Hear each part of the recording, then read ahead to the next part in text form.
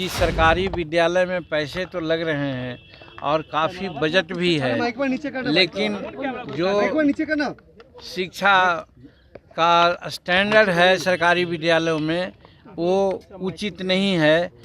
कि जो सरकारी विद्यालय के मास्टर हैं वो भी अपने बच्चों को प्राइवेट विद्यालय में पढ़ाते हैं। 15% तक जिनकी साक्षरता दर है उनको पढ़ाने लिखाने के साथ साथ नौकरियों में भी या अन्य विकास के कार्यों में भी तरजीह देना चाहिए।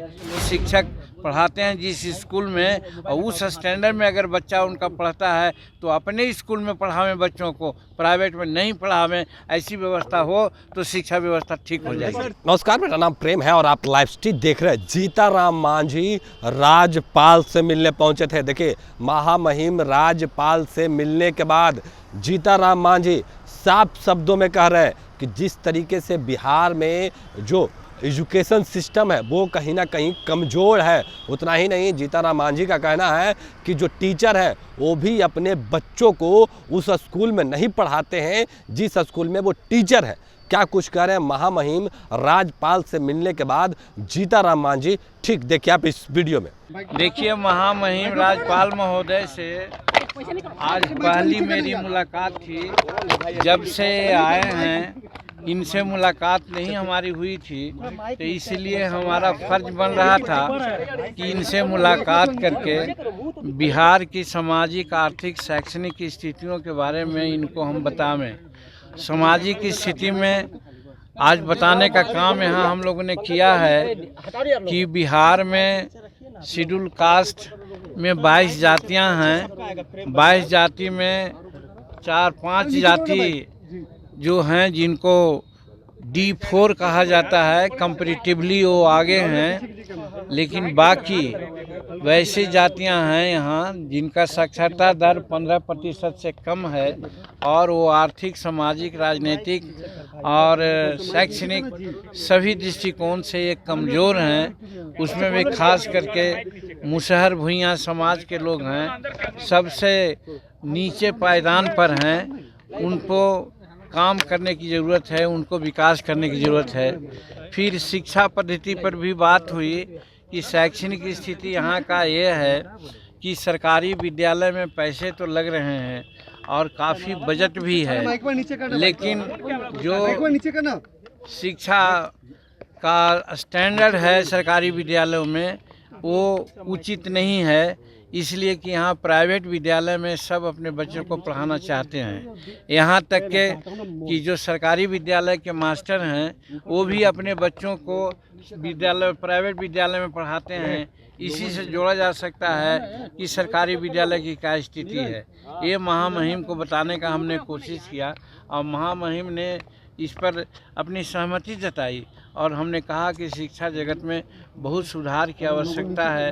और जहाँ तक रिजर्वेशन का सवाल है, रिजर्वेशन का लाभ शेड्यूल कास्ट में ये जो जिसको महादलित कहा जाता है उनको कम मिला है और जो D4 हैं उनको कुछ ज़्यादा मिला है।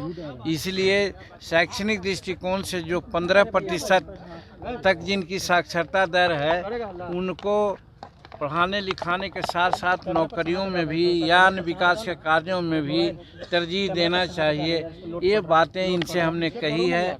और फिर एक विद्यालय है अक्षयवट महाविद्यालय महुआ में, उसमें एक शेड्यूल कास्ट के जो हमारे प्रिंसिपल हो सकते हैं या होना है और अभी पदस्थापित हैं, लेकिन कुछ लोग नाजायज़ वो जिस कॉलेज सर्विस कमीशन के आदेश और निर्देश के विरुद्ध भी जा कर के उनको हटाने का काम करना चाहते हैं। इस पर भी उनसे हमारी बात हुई।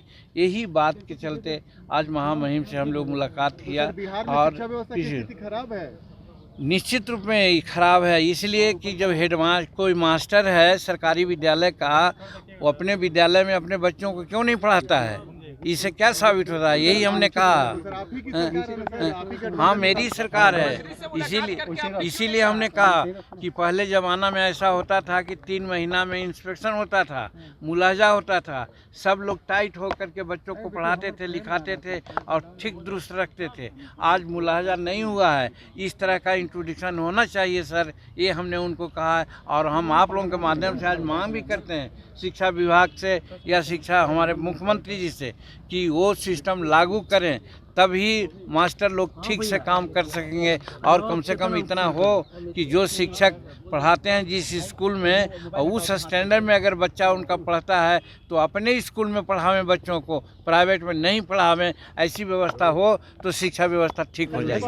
की बैठक होने वाली है, उस मीटिंग में आप आएंगे क्या? विपक्षी एकता की बैठक होने वाली है 23 तारीख को। देखिए महागठबंधन में हम लोग 7 पार्टियां हैं और 7 पार्टी में जब एक हम लोग हैं, जब कहा जाएगा सम्मिलित होने के लिए तो शामिल होंगे। नहीं शामिल होने के बाद भी हम कर सकते हैं कि जो हमारा गठबंधन है उसका मेन लीडर जब नीतीश कुमार जी हैं और वही अपना उन्हीं के रिक्वेस्ट पर ये बैठक आयोजित हो रही है, तो हम समझते हैं कि फिर हम लोग रहें या न रहें उससे कोई फ़र्क नहीं, लेकिन अगर बुलाया जाएगा तो उस बैठक में अभी तक बुलाने की बात नहीं। तो अभी आप जीताराम मांझी को सुन रहे थे, उनका साफ तौर पे कहना है कि बिहार में एजुकेशन सिस्टम कमज़ोर है और जहाँ पे जिस स्कूल में टीचर हैं उस स्कूल में भी अपने बच्चों को नहीं पढ़ाते।